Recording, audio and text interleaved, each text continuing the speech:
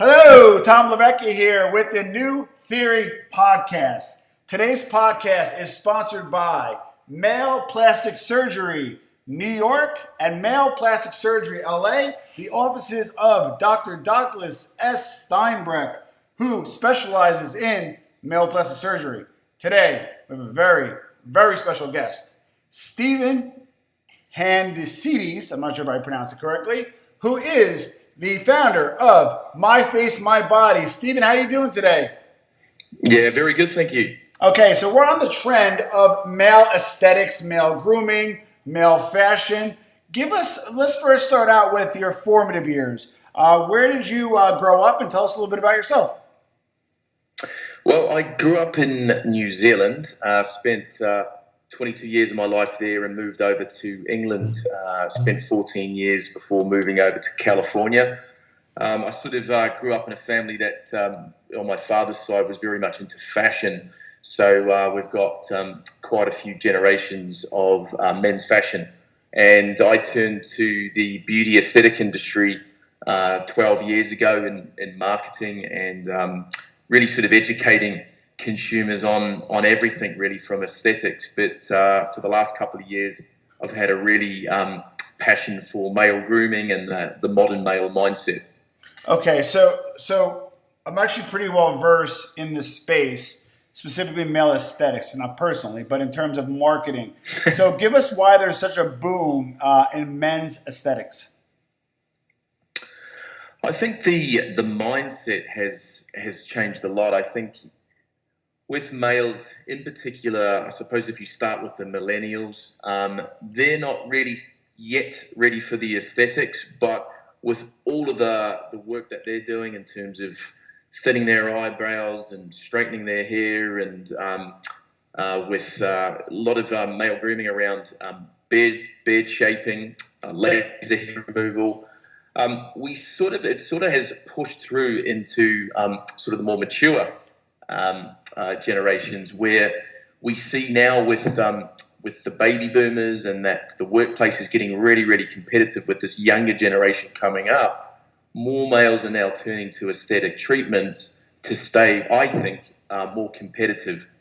And some of sort of the top sort of procedures that we're seeing more on the plastic surgery side is the eyelid type of surgery or facelift surgery, especially when men are working extremely long hours. Obviously, we can get those tired eyes, or we can get those fluid bags, which often leads to plastic surgery.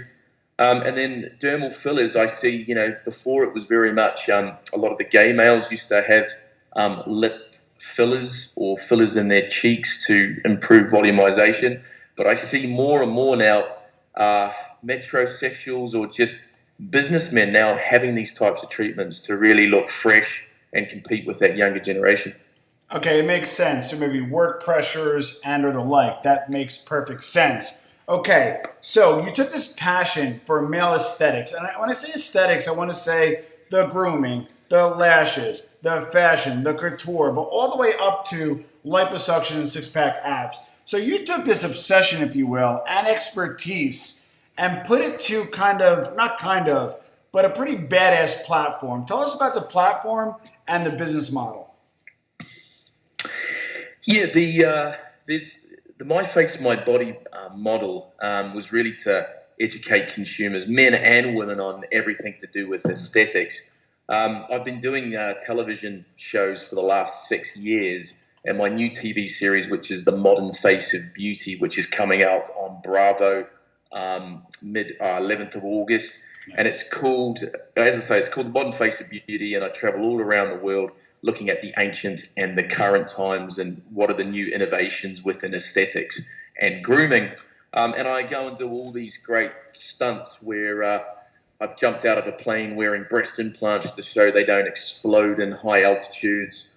On one of the episodes, I've gone to Vegas and to test out butt implants, and I basically have some garments and I have some implants on my bum, and then I do some riding a bull on a mechanical bull just to test out whether they would explode. So everything that I do in terms of my writing style or with my team, we try and find fun ways to educate people within the aesthetic side. On the male side in particular, like the modern male mindset, I am writing a book at the moment, and it covers everything from relationships and dating. But what I'm really sort of trying to get the message across is the modern males of today. So that males can still be a gentleman, but it's taking the stuffiness out of the word gentleman into a modern male today. So it's still okay to be opening doors for women. It's okay to be wearing moisturizers and skincare, but it's just now the men's psyche has completely changed. So I'm writing this book and doing a new TV series on the modern male mindset, which is going to look into the psyche of three generations of males in their 20s, their 40s, and their 60s. Okay, but I think you're being modest actually, because here's what you did, right? You took the directory model, which has been around forever, right? But you brought it to the next level to make it a media platform. So I do media buys in the male space. So I'm a client, right? Or going to be a client, let's say. What do I get when I pay you? Do I get directory? Do I get content production? Do I get into newsletters? How do I get eyeballs on my brand when I hook up with my face and my body? Well, if you're a doctor or a plastic surgeon or Correct. anyone in the aesthetic space, we're all about how do we market with personality. So what we do is we look at, in particular, doctors that are extremely skilled within a particular field, and then we look at all the great things that they're doing differently and really sort of market their personality. One, through the website.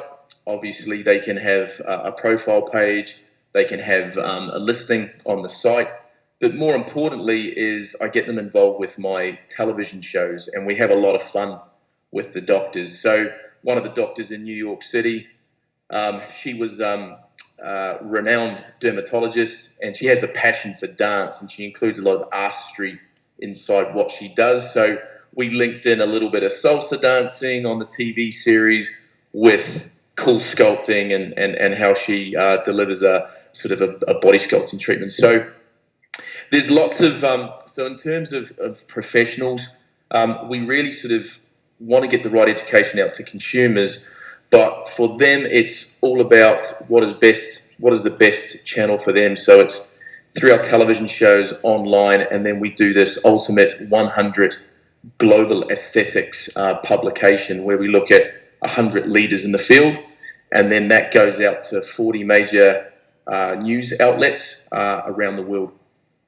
Beautiful. So again, not only are you providing a directory, you're providing some media, but then also some distribution. That makes perfect sense. As an entrepreneur, where do you see my face, my body going? What would you like to build up? Let's be candid, have a nice exit. Do you see it being more of something you want to keep as a project for years? As an entrepreneur, what is your vision? My vision at the moment is we just launched our global membership for doctors and healthcare professionals. And what that is that we realize that a lot of practices were always interested in having new leads into the business. Naturally. But after 1,000 audits, mystery shoppers that go into their practice, 70% of them were losing 62% of their business internally. So over the last 18 months, we've actually created this business training academy for doctors that we audit their practices, we put all their staff through e-learning, and then we have this diamond accreditation, which is internationally recognized. And so over the last 3 years, we've got My Face, My Body now in the UK, Australia, America. We've just launched a company in China. And then we've got Russia, Dubai, and Singapore, which is coming up in the next 12 months. So we're bringing together a global community of plastic surgeons, dermatologists within the My Face, My Body community, really sort of helping them identify and maximize their business growth internally from the inside out. And that makes sense because 70% of revenue comes from existing patients. The other 20% comes from what is called dabblers, which come to you but go to somebody else. If you can lock in that 90% and get some new leads through Steven's platform, you're in business. All right, Steven, I'm going to wrap up soon. I want to do a quick lightning round. If it's okay, I'll ask you some questions and you answer them in one sentence or less. Are you ready? Go for it. Best day of your life? Probably jumping out of a plane with breast implants. Worst day of your life? Worst day of my life would be, worst day of my life. Worst day of my life. Probably breaking my small toe and having to be on crutches for 4 months. That sucks. Biggest and most important influence on your life, famous or non-famous? My father, definitely, on the modern male gentleman, perfect gentleman side. Okay, and then the final question is, what does your business look like in exactly 5 years? 5 years, my face, my body will be a global business that will have 5,000 members that we've all helped maximize their business potential through our global membership. Beautiful. Steven is a hard guy to get a hold of. He's very busy. So, Steven, we thank you for being on the New Theory podcast. And any parting words before we conclude? I would just say for any male that wants to get out there and start grooming, I'd say start today because it's never too late, and we want to fight those signs of aging. Very good. And today's podcast is brought to you again by Male Plastic Surgery New York and Male Plastic Surgery LA, the offices of Dr. S. Steinberg. Steven, thank you very much for your time. Thank you very much.